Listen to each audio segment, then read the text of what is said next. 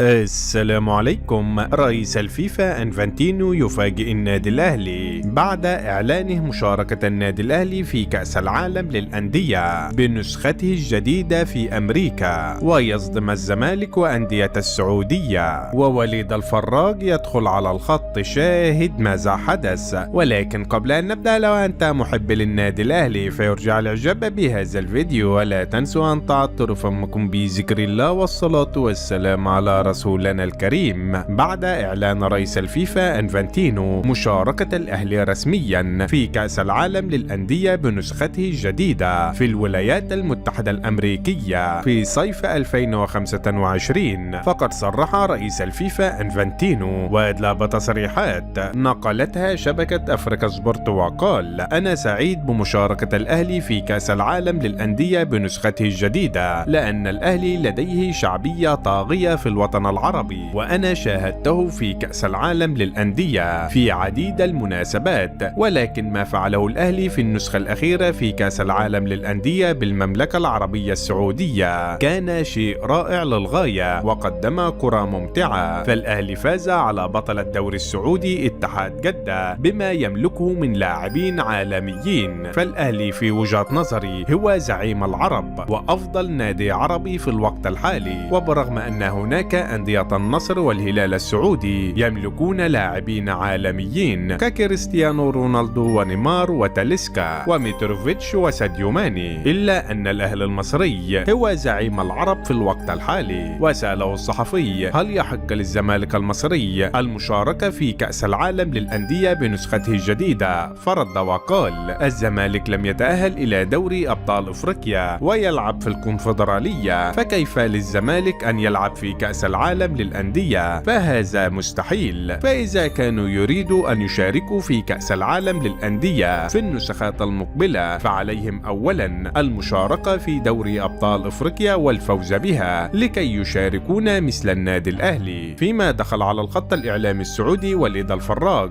وأدلى بتصريحات خلال برنامجه في أكشن يا دوري، وقال: رئيس الفيفا اليوم أعلن مشاركة النادي الأهلي رسميا في كأس العالم للأندية بأمريكا، وأعلن أيضا مشاركة الهلال السعودي في نفس النسخة. فربنا يستر من الأهلي المصري وما يعملش في الهلال السعودي زي ما عمل فيه قبل كده في أبو ظبي في كأس العالم للأندية عندما هزمه ب4 أهداف مقابل لا شيء. أرجو من الفيفا أن تكون رحيمة بالهلال السعودي وتبعد الأهلي عن طريق الهلال خالص. مش عايزين الأهلي المصري تاني، كفاية اللي حصل له قبل كده وحصل للاتحاد، مش ناقصين فضايح أكتر من كده. فأنا أهلاوي وأتمنى فوز النادي الأهلي النهاردة بكاس السوبر، وعايز 3 زو أو 4 زو النهاردة في فيوتشر. وفي النهاية شاركونا بآرائكم حول هذا الموضوع، ولا تنسوا الإعجاب بهذا الفيديو والاشتراك في القناة ليصلكم جديدنا.